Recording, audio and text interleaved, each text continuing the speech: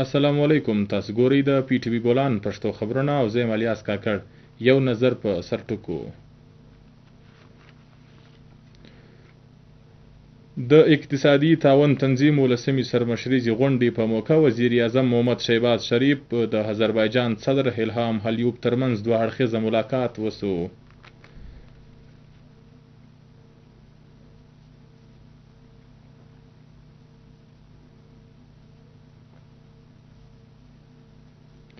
د نائب وزیر اعظم محمد اسحاق ډار او د آذربایجان د خارجه چارو د وزیر ترمنځ د اقتصادي تعاون تنظیم د غونډې پر موقع ملاقات وسو.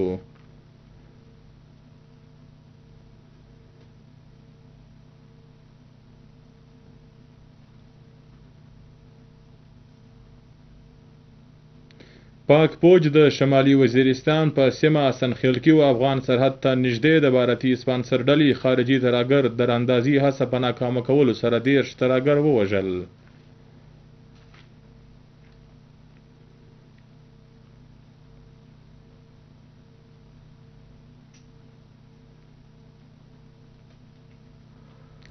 او اوس بشپړه خبرونه. د اقتصادي تعاون تنظیم ولسمې سرمشریزې غونډې په موقع وزیر اعظم محمد شهباز شریف او د آذربایجان صدر الهام علیوف ترمنځ دوه اړخیزه ملاقات وسو. د لیدو کتو پر مهال وزیر اعظم د ولسم هیسیو سرمشریزې غونډې مثالي کوربتوب باندې د آذربایجان و صدر ته مبارکي ورکړه.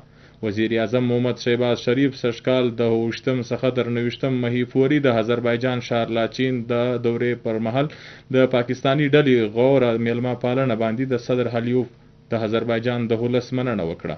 وزیر اعظم د عبارت سره د اوسني تاوتریخوالي پر مهال د آذربایجان لخوا د پاکستان په ملاتړ باندې د صدر الهام مننه وکړه. وزیر اعظم وویل چې پاکستان هم د سختري په ساحت کې د آذربایجان پرلپسې ملاتړ کړی دی. دواړو مشرانو دواړو هیوادونو ترمنځ د سرمایه‌کارۍ د امکاناتو په هکله کېدونکي پرمختګ باندې ډاډ څرګنده کړی. وزیر اعظم صدر الهام ته د پاکستان د دورې بلنه ورکړه.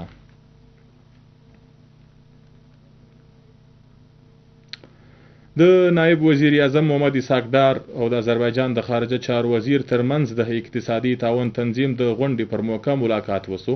په دې موقع نائب وزیر اعظم اسحاق ډار د اس سی او کامیاب انعقاد باندې د آذربایجان او مشرتابه ته مبارکي وړاندې کړه. محمد اسحاق ډار د دواړو هیوادونو ترمنځ د اوسني د لوړې کچې تړون ته د پاکستان او آذربایجان دوه اړخیزه اړیکې نورې پیاوړې کولو لپاره مهم وګرځاوی. د لیدو کتو پر مهال دواړو مشرانو په بیلابیلو څانګو کې بهیمي مرستې لپاره د خپلې ارادې غبرګون وکړی.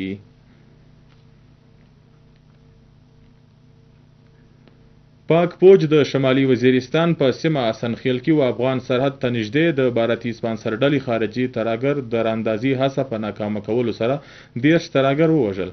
ساتندوی ځواکونو پر وخت د کاروایی په کولو سره د ترهګرو څخه په ګڼ شمېر کې وسله او چاودونکي مواد ترلاسه کړل.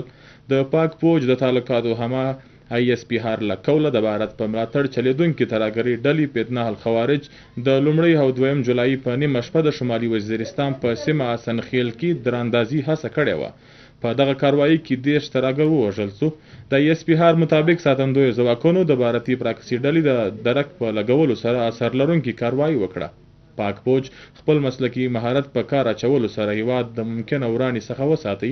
صدر آصف علي زرداری او وزیر اعظم محمد شهباز شریف د شمالي وزیرستان په سیمه حسنخیل کې د بھارت په ملاتړ د ترهګر ډلې فتنه الخوارج 13 ترهګر په وژلو سره د هغوی میړانې او باتوري وستایله. د مملکت صدر د عملیاتو پر مهال د ترهګرو سرکوټلو باندې د ځواکونو کاروایی وستایله. هغه زیاته کړه چې ترهګرو تر بشپړه خاتمې پورې به د ساتندویو ځواکونو کاروایانې روانې وي. وزیر اعظم محمد شهباز شریف هم د دراندازي هڅه ناکامه کولو سره د 13 خارجي ترهګرو مړینه باندې ساتندویو ځواکونو ته پیرزوهنې وړاندې کړې.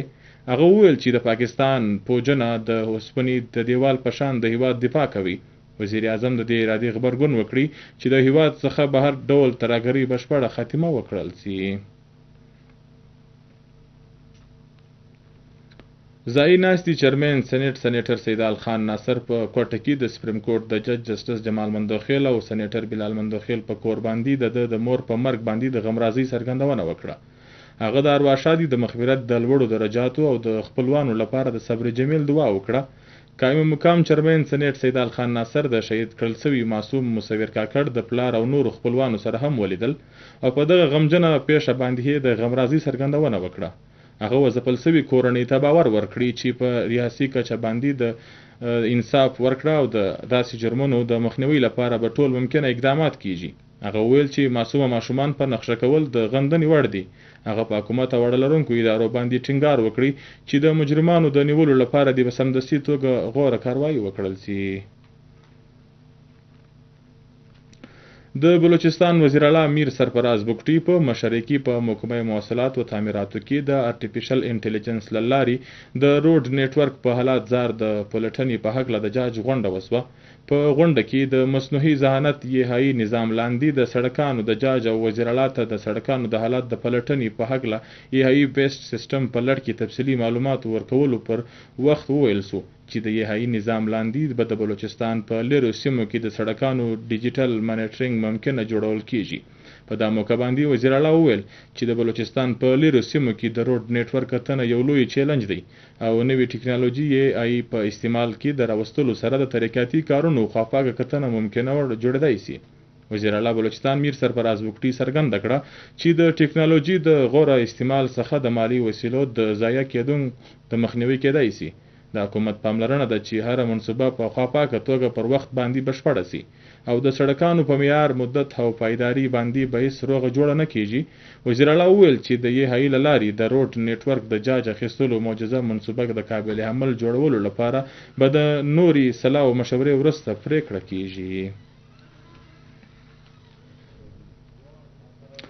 د پیپلز پارټي مرکزی مخور او MNA نوابزاده جمال رسانی د هایجی حافظ دوره کړې ده. د پولیس له هایجی معظم جاه انصاری سره ملاقات کړی دی. په لیدو کتو کې د ښار په ټولیزه چاپیریال او د مورم الحرم د جلوسونو په اړه خبرې سره کړې دي. د بلوچستان هایجی نوابزاده جمال رسانی د ساتنې په اړه چارو باندې خبر کړي او ویل چې د جلوسونو د ساتنې په اړه ځانګړي چارې تر سره شوې دي. په دې موقع نوابزاده جمال رسانی وویل چې د کربلا قرباني تر قیامت پورې نه هېرېدونکې دی. نړیوال د سیمې چاپیریال په کتلو سره د روان کال محرم ډیر حساسه دی. د عزادارانو ساتنه او د امنیت په ځای کولو لپاره د په زړه پورې چارې تر سره شي. د سنټر فار ډیولپمنٹ اینڈ سټیبلیټي تر انتظام لاندې په CPEC منصوبه کې د ضلع خوزدار تصویراتي محل و کواسیم حیزه تجارت لپاره یو محرک ځای په عنوان باندې سیمینار وسو. په کوم کې چې د وزیر اعلی بلوچستان د بلدیات صلاحکار نواب زاده میر حمزه زیری، کمشنر کلات ډیویژن تپیل بلوچ، ډاکټر عرفان اشرف DGCDS، د نړیوالو چارو پوهان راجی فیصل په ملتیا د سیمې قبایلي او سیاسي مخورو ګډون وکړي.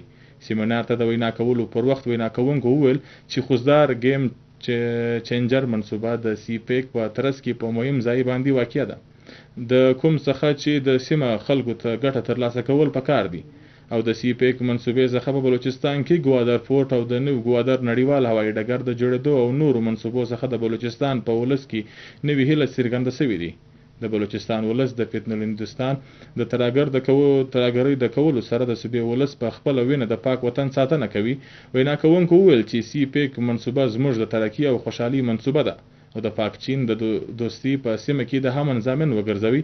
قبایلي مشرانو د ملګرو ملتونو او د نړیوالو ورورګلوۍ څخه د ترهګر هیواد هندوستان او د فتنه الهندوستان د امن دشمن چارو نوټس اخیستلو خواست وکړي.